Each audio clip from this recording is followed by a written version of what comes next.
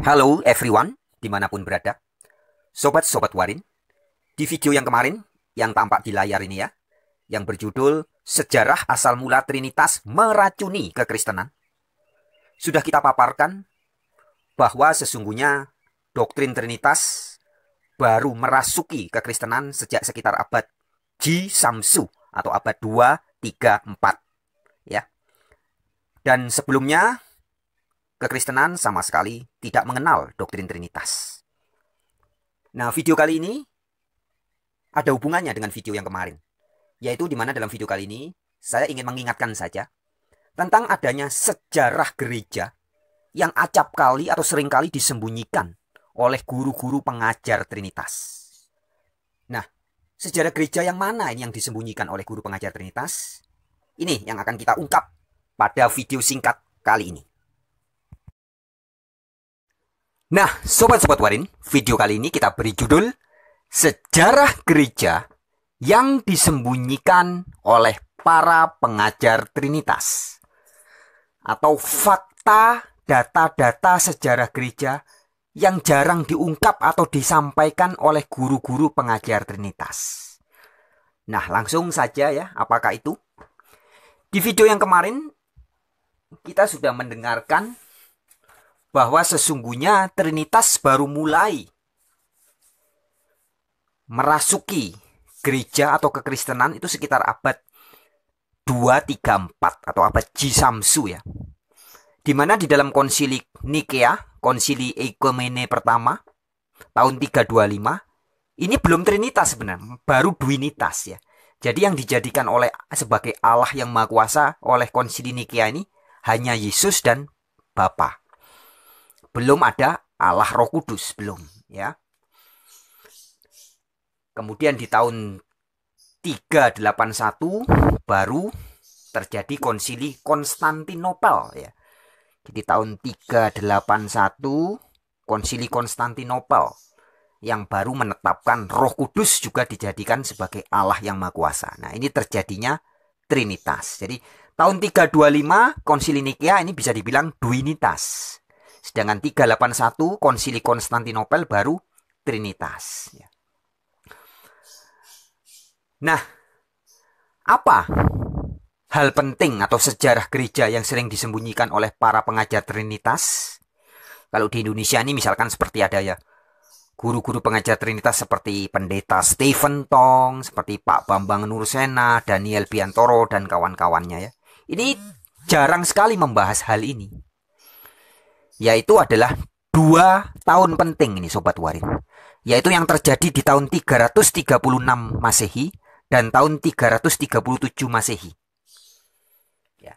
Tapi sebelum kita ke 2 tahun penting ini, kita mengingat lagi ya, bagi teman-teman, sobat-sobat yang sudah menonton video yang kemarin tentu tahu ya. Pas sebelum diadakan konsili Nikea, itu terjadi perdebatan panas antara 2 uskup. Sebenarnya bukan 2 uskup, ada banyak, tapi diwakili oleh 2 uskup yang terkenal, yaitu uskup Arius dan uskup Athanasius. Jadi ini sama-sama uskup, pimpinan-pimpinan gereja ya. Nah, karena perdebatan panas itu, maka Kaisar Konstantin atau raja yang berkuasa saat itu menganggap wah ini perlu jangan sampai konflik terus karena bisa mengganggu kerajaan ya, bisa mengganggu stabilitas negara. Nah, maka harus diadakan konsili. Nah, diundanglah 1.800 uskup. Jadi pada zaman itu ada uskup itu ada jumlahnya 1.800-an. 1.800 uskup di seluruh dunia. Di mana 1.000 uskup ada di Romawi bagian timur. Dan 800-an di Romawi bagian barat. Nah, tapi yang diundang ini yang hadir cuma sekitar 300-an. Bisa dibayangkan ya. Jumlah total ada 1.800 uskup. Yang hadir tidak sampai 20%. Hanya 300-an. Nah, dari 300-an yang hadir ini pun terpecah menjadi 3 golongan. Ada kelompok yang mengatakan bahwa Yesus setara dengan Allah. Nah, kelompok kedua mengatakan bahwa Yesus tidak setara dengan Allah.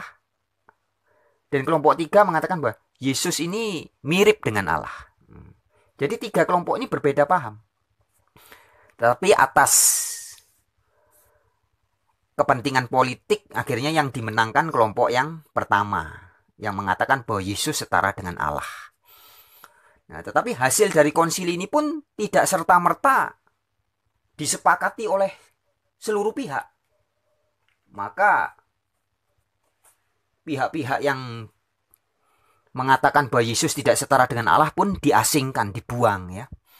Dan untuk meneguhkan keputusan konsili Nikea ini pun diadakan konsili berikutnya, konsili Konstantinopel 381, juga nanti ada juga tahun 451 konsili Kalsedon ya. Nah, artinya apa yang menjadi keputusan konsili Nikea ini sama sekali bukan sesuatu bisa dikatakan sebagai mewakili seluruh bapak gereja di dunia, sama sekali tidak. Nah, mengapa begitu? Karena data fakta sejarah gereja menerangkan bahwa pada tahun 336 Masehi ya. Jadi ini dari tahun 325 ke 336. Sekitar 11 tahun. Terjadi pertemuan uskup se-Romawi Timur. Nah, Romawi Timur ini uskupnya lebih banyak daripada Romawi Barat, yaitu ada sekitar 1000-an uskup. Ingat tadi, di Romawi Barat ada 800-an uskup. Di Romawi Timur ada 1000-an. Nah, tahun 336 ini, uskup di se-Romawi Timur mengadakan pertemuan yang memutuskan bahwa ajaran Alkitab yang dipercayai oleh Eusebius, oleh Arius dan kawan-kawannya adalah benar dan ortodoks. Nah, ini pertemuan penting ini tahun 336 ini jarang atau bisa dibilang disembunyikan malah oleh para pengajar Trinitas. Mengapa disembunyikan? Karena kalau ini diungkap, maka akan membongkar kedok dari para pengajar Trinitas yang sering mengatakan bahwa bapak-bapak gereja semua percaya Trinitas. Nah, padahal faktanya tidak. Para uskup Romawi Timur yang disebut juga sebagai bapak-bapak gereja ini ada lebih banyak daripada Romawi Barat. Dan bapak-bapak gereja di Romawi Timur ini, para uskup ini, yang jumlahnya 1000-an ini, justru unitarian atau tidak percaya Trinitas. Dan mereka mendukung Eusebius, Arius, dan kawan-kawannya. Jadi sekali lagi adalah bohong jika dikatakan bahwa bapak-bapak gereja semua percaya Trinitas. Itu bohong besar. Yang benar adalah ada bapak-bapak gereja yang percaya Trinitas dan banyak juga yang tidak. Nah, itu dibuktikan, dicatat oleh catatan sejarah di mana tahun 336 Masehi ini terjadi pertemuan uskup se-Romawi Timur yang memutuskan bahwa ajaran yang disampaikan oleh Arius, Eusebius, dan kawan-kawannya adalah ajaran yang benar, alkitabiah, dan ortodoks. Ortodoks ini artinya ajaran yang asli, yang sesuai dengan kitab suci. Ini yang terjadi. Ya. Jadi fakta ini disembunyikan ini. Yang kedua, hal yang juga disembunyikan oleh guru-guru para pengajar Trinitas adalah fakta bahwa di tahun 337 Masehi, Kaisar atau Raja Konstantin dibaptis, ya, jadi Kristen. Nah, yang membaptis ini adalah uskup unitarian atau uskup yang tidak percaya Trinitas, yaitu uskup Eusebius dari Nikomedia. Uskup Eusebius ini uskup yang sangat terkenal. Ya, dia sangat dihormati banyak orang dan dia juga penulis beberapa tulisan-tulisan. Nah, artinya ketika terjadi konsili Nikea tahun 325, ya, Konstantin belum menjadi Kristen. Ya, tapi ketika Konstantin memutuskan menjadi Kristen, dia menjadi Kristen yang membaptis adalah unitarian, bukan Trinitas. Ya, yaitu uskup Eusebius. Nah, jadi dua fakta penting ini, dua kejadian penting ini kerap atau acap kali disembunyikan oleh guru-guru pengajar Trinitas. Mengapa disembunyikan? Karena jika dua fakta ini diberitakan, dikabarkan, diajarkan di sekolah-sekolah teologi, maka akan ketahuan bahwa ajaran yang selama ini mengatakan bahwa Trinitas itu ajaran bapak-bapak gereja. Nah, itu ketahuan bohong. Ya. Karena bapak-bapak gereja ternyata lebih banyak yang tidak mengajarkan Trinitas.